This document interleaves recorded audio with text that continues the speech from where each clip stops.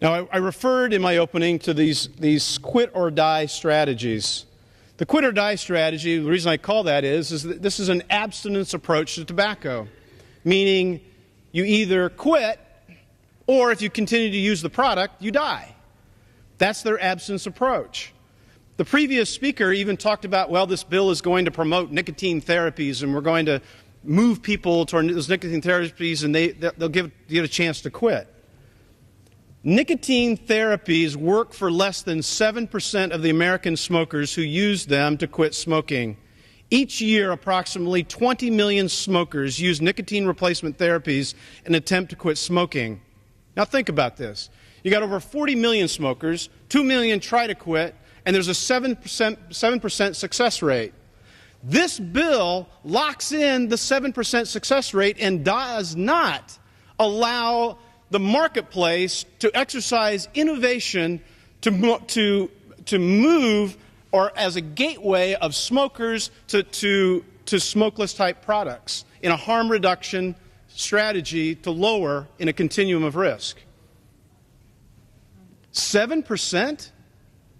So individuals are going to come here to the floor and claim that a 7% success rate is wonderful. 7% success rate is failure. Failure. Why should we as a body embrace failure? We should not. This legislation, the Kennedy legislation, locks down the marketplace. It locks it down. And it says whoever has what particular market share, that's it. That's where it's going to be. With regard to introduction of new products, oh, no. We're going to create a two-tier standard. You have to be able to show, with regard to that product, its impact upon the individual and then the population at the large. In order to do that, that is a hurdle. It is called a bridge too far.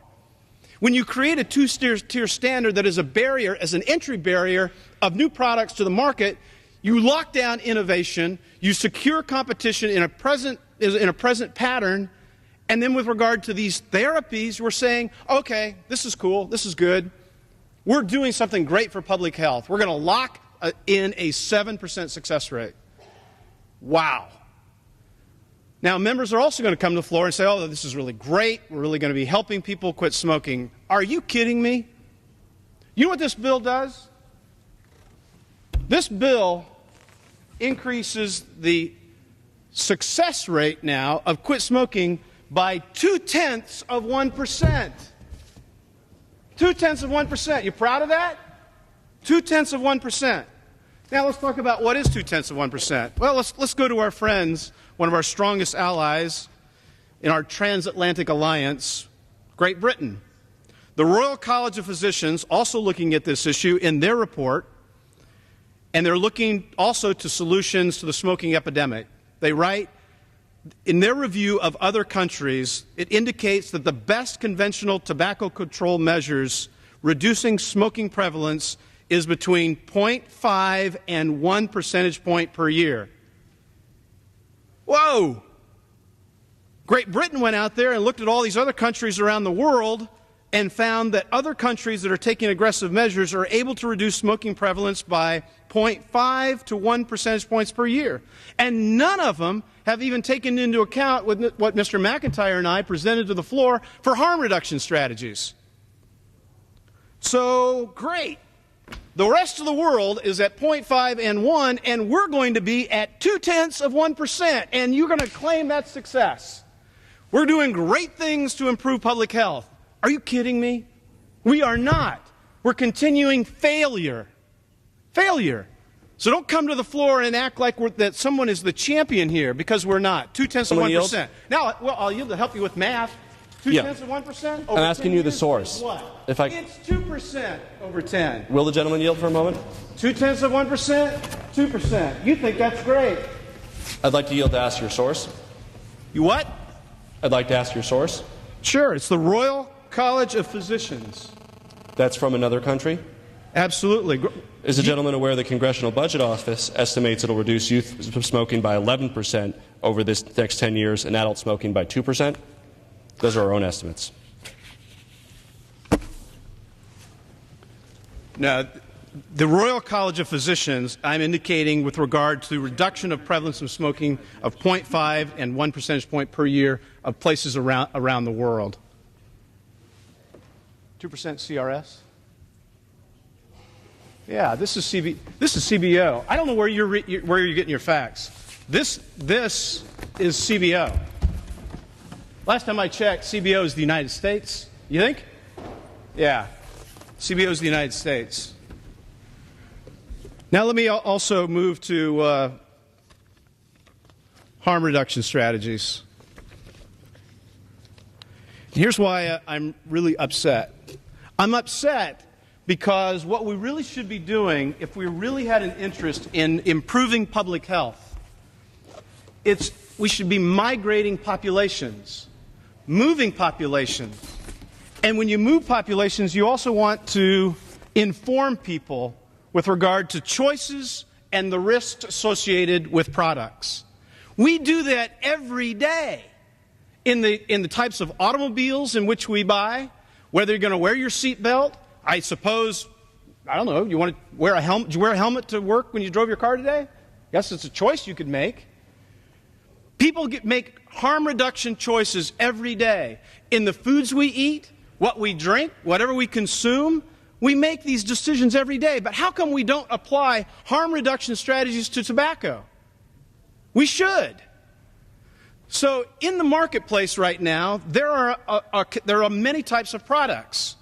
Now, what is unique about what's happening here is that this legislation doesn't even touch that which is most harmful, which are cigars and pipes. Cigars and pipes, you can directly ingest these toxins and carcinogens in a far greater strength into the body, and it's more harmful. But that's not even touched in this legislation. So let's just talk about what's touched. If you look at the continuum of risk and the choice of available products that are out there today, the most harmful, which would be under this bill, are the non-filtered cigarettes. That's why I put them at the 100%. Next is if you actually put a filter on that cigarette. We're beginning to reduce the harm. Then you've got tobacco-heated cigarettes, but we don't understand all the science about the tobacco-heated cigarettes. Then you have an electronic cigarette, whereby it's a way it's a nicotine delivery device, yet we know that when you don't ingest the smoke, that you have a less harmful product. Then there are the U.S. smokeless products. Now we can reduce the risk by 90% and say to an individual that you can obtain your nicotine you want, but guess what? You can reduce the harm by 90%. But these are still all harmful products. Then you can go to a Swedish snus, and now you can reduce almost 98% of the product of the risk. The difference here is one is fermented and the other is pasteurized. Then you can go to dissolvable tobacco products that have no nitrosamines. And then you can go to almost a 99.5% reduction of the risk. So you can actually get your nicotine by either an orb or a stick you lay on your tongue, or a strip you lay on your tongue, or you can have a stick that kind of looks like a toothpick, and you can roll it and you can obtain your nicotine, and you can remove 99% of the health risk. 99%. But this legislation is going to say no to these types of innovations. No. That somehow we're going to lock in to that which is the most harmful instead of permitting a migration. Now what we want is as individuals migrate, and you've got then to the therapeutics and medicinal types of nicotine, you really want is them to quit. And when you migrate them to eventually quit smoking. But what we've done is we're not doing this. In the bill, there is let me have the last 30 seconds. I yield the gentleman another minute. The gentleman is recognized for 1 minute. But thank you. What we have in the bill is abstinence. It mentions harm reduction, but because there's a two-tier approach to the approval process for the introduction of new tobacco products, it is truly an entry barrier. So we've locked down the marketplace. And when you lock the marketplace, you do not improve public health in this country, and that is the greatest concern that I have here today. I yield back.